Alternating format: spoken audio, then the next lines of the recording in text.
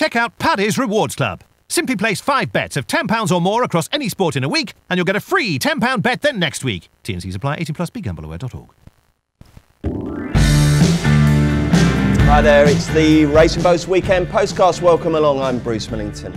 This week, joining me to look ahead to a sizzling weekend of action on the course and hopefully peace and quiet off it will be Paul Keeley, David Jennings and Paddy Power's Rob Catson. The highlight of the weekend is the Al Shakab Lockinge at Newbury. 16 runners, very, very competitive.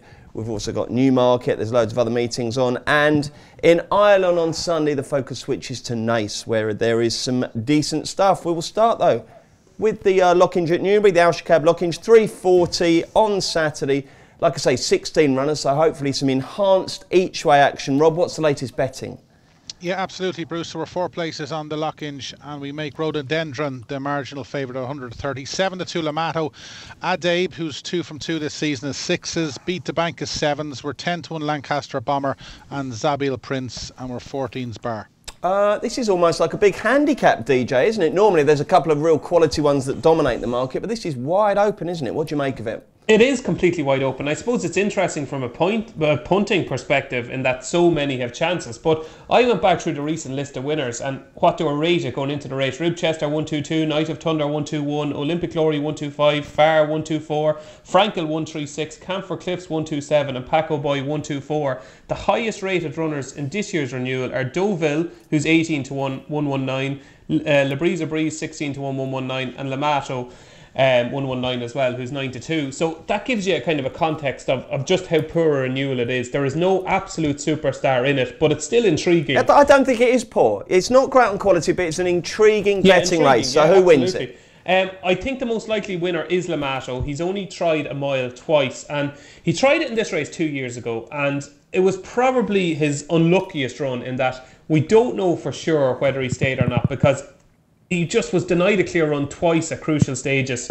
Harry Bentley rode him that day again. Like 2 furlongs out, he was denied a clear run. And he was beaten 2.5 lengths by Berlardo. He was sent off favourite that day. And the only other time he tried it was in Santa Anita later on that season. I think he's worth another try at it. I think he is the potential. I know we couldn't really call him potential star anymore because he's 6. But I think he is the most likely winner. The one I'm going to chance, though, at a huge price is Dutch Connection. He's only rated, I think, 112 now, and his best days probably are behind him. But I think it could be that type of a race where you've had a shock. Charlie Hill's team are in cracking form at the minute. I think 5 of his last 22 runners have won. He had 2 out of 3 yesterday. And I just think Dutch Connection with Jamie Spencer booked. I don't think he's ever ridden him before, but he's a real Jamie Spencer type. I just think if you go back to his form, his Lennox Stake win over Home of the Brave and Gifted Master, I know that was 2 summers ago, but that brings him into the mix. He was rated 116 at the time, and he's 40 to 1 in places. I think he'd run better than a 40 to 1 shot, so I'm going to chance Dutch Connection at 40 to 1, but I think Lamato is the most likely winner. Do you like Dutch Connection, Kills? No, I don't give it a prayer. I mean, I never ever, you should never ever slag anyone off for tipping up an outsider because, but they're going to have a lot of negatives against them, and they can still run well. But it wasn't one that came across my radar, that's for sure. Will you buy DJ pints for life? For life, yeah. Oh God, and in the next life as well, which he let him off. Let him off for the life. It's okay because I'm coming back as a rat. Yeah. Who wins, Kills? Yeah, I will let you off. Right. Anyway. Look, Rhododendron's favourite. She only won 1 race out of 6 against her own sex last year. I mean, so that's how open this race is. There isn't a superstar, but it doesn't matter. It's a fantastic betting heat. Now, the one I like is Lancaster Bomber. He didn't win it. He didn't win at all last year. But when he ran on fast ground, he finished 4th in the 2,000 guineas. He finished 2nd, beaten a length by Barney Roy in the St James's Palace. Now, Barney Roy would be evens to beat this lot. He was 2nd in the Woodbine Mile. He was 2nd in the Breeders' Cup mile. And he was 5th in Hong Kong Vars. He's been around the world, run really, really well on fast ground, and he's a double-figure price. He's a double-figure price because Ryan Moore's chosen to ride Rhododendron, or we assume he had the choice.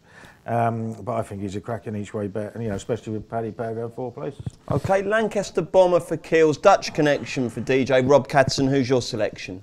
Yeah, similar line to Kills, or similar angle to Kills. I found it hard to fancy any of the principals.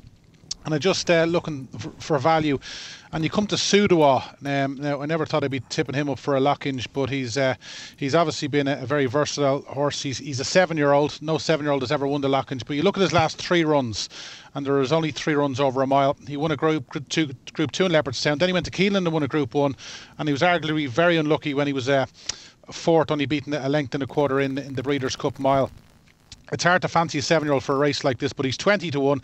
He's getting better with age, and the key to him might now be a mile, and he'll have no doubt seeing out the mile better than most. So the more I think about it, the more I fancy him about 20s. He was the rag that was on my radar, actually, the outsider, yeah, very interesting. Kills, would you put me off back in Le Brise Breeze? I wouldn't put you off anything at a price, to be honest. I mean, the one I really don't like at the front of betting is a day, purely because he hasn't run on fast ground at all, and he was taken out of a Yarmouth maiden because of good ground last year, so he's going to be really fast tomorrow.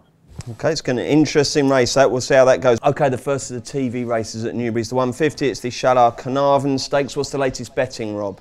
Okay, so we're 11-4 about Eqtidar, 7-2 Murillo, 6s Breathless Times and Juliet Capulet, 7s Card Sharp and Shababi, 12s Bar. Kills, you got this one sussed? Yeah, definitely, yeah. Juliet Capulet, trained by John Gosden. Raced exclusively over 7 furlong last year and only just seemed to get home. When she ran into Rockfell, she won the Rockfell, beat Nialetti, ran a race post rating of 110. She looked like she was going to win 3 lengths approaching the final furlong, but she just tied up and nearly got caught. He's only entered her in Group 1 sprints this year. She's in the Commonwealth Cup, she's in the July Cup. She's bred to be a sprinter, both sides of the pedigree, and I think she's going to be a sprinter on this fast ground, and I would make a favourite. Ooh, Juliet Capulet, a strong selection for Kills. Rob, what's your view? Yeah, I like Murillo. He's taken obviously a big step down in class. He was a solid Group 2 horse last season, and he also improved quite a bit from his first run last season. So I thought Murillo at 7-2 was solid. And DJ? We have a tri-cast here because I'm gonna go for Eqtidar. If you remember, Eqtidar is the horse, one of many that Frank Hickey was waxing lyrical about ahead of a run at Kempton last September. He was getting a couple of wheelbarrows out for this Eqtidar. Finished 4th that day to Invincible Army. Obviously, Invincible Army turned out to be something a little bit special, as we found out in the Pavilion Stakes at Ascot earlier this month. And I thought that was a cracking run from Eqtidar. I think that's the best piece of form in the race. Like they made their challenges on different parts of the track at Ascot. Invincible Army was well on top of the line, but he did drift out to quite a decent price in running that day because Eqtidar looked like he had got first run on him.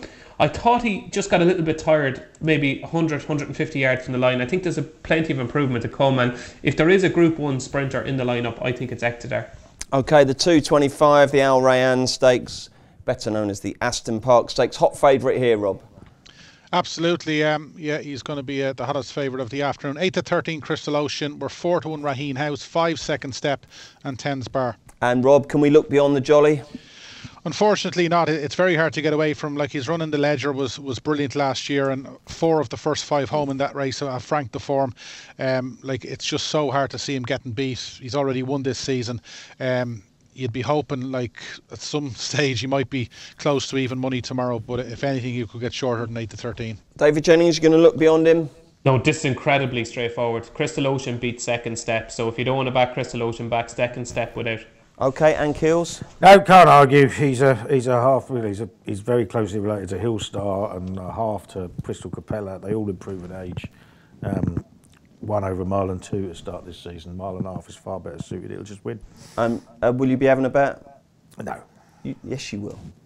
No. You will? No, I won't. There's nothing to bet. I don't bet odds on shots. Well, you might have forecast. Distances bet? No, don't do that anymore. Okay, you will definitely be having a bet on the 3 o'clock though, because this is your race. This is the race which is the launch pad of champions. It's the Al Zabara London Gold Cup Handicap. We'll get the betting from Rob, and then Kills can tell us why this is such an important race to watch for the rest of the season and beyond. Right, so we're 130 about Massar, 6s Dukan, 13-2 Mekong, Chief Ironside is 7-1 with He's Amazing. We're 8-1 Glen Cadam Master, and we're 10's Bar. Now, Kills, you don't have a Racing Post horse tracker, do you? But people who do, and plenty of us do, there's going to be some horses to fill up from here, isn't there? Tell us why the London Gold Cup is so important. Without a doubt. I mean, this race used to only be worth about 20 grand as well, but it's still produced winner after winner. It's produced Royal Ascot winners, Group winners, Group 1 winners, Melbourne Cup winner, a Dubai World Cup winner in the past, and it almost never lets you down. I mean, Defoe won the race last year. The only race he's lost since then is in St Ledger. 5 of the first 6 home, have won 18 times between them since. Loyal Promise of Martin Meads is very interesting to me.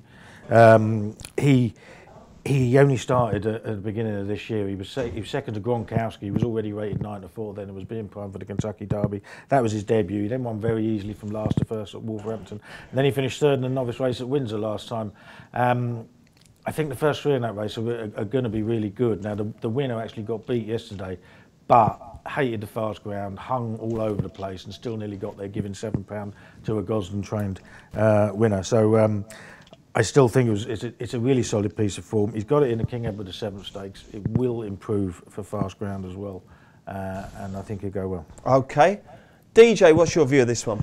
I really like one here, Bruce. I like Massar. I thought the performance at Doncaster was far more impressive than the winning margin, and everything about the race told me that Massar is going to improve leaps and bounds. Like, he ran against Magnificent from the Richard Hannon stable, and Magnificent is still a maiden, but is a pretty good maiden. I think he went up, he was rated 85 that day, but I think he went up to 91, and he completely got first run. Sean Levy got first run on David Egan, who was riding Massar.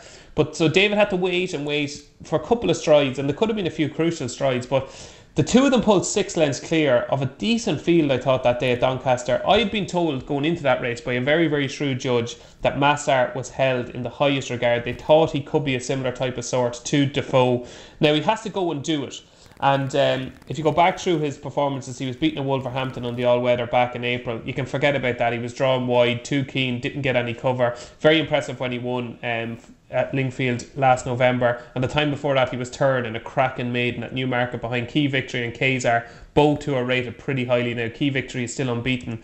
I think Massar is just the ideal Roger Varian type for this race. Very similar profile to last year's winner in that he was rated 88 going into the race at Doncaster. He's 96 now. Last year Defoe was 88 before he won at Newbury, or before he won at Newmarket. Then he was 98 going into this race. I think he's the ideal type for a race, and I think you'll see huge improvement from Massar now that he steps up 2 furlongs from mile to mile 2. So confident vote for Massar for me, Bruce. Okay, and don't forget that is the Massar that is spelled M-A-S-A-A-R, not the one spelled M-A-S-A-R that finished third in the Guineas. Rob, what's your view on the London Gold Cup? Yeah, we could be getting the TriCast again here.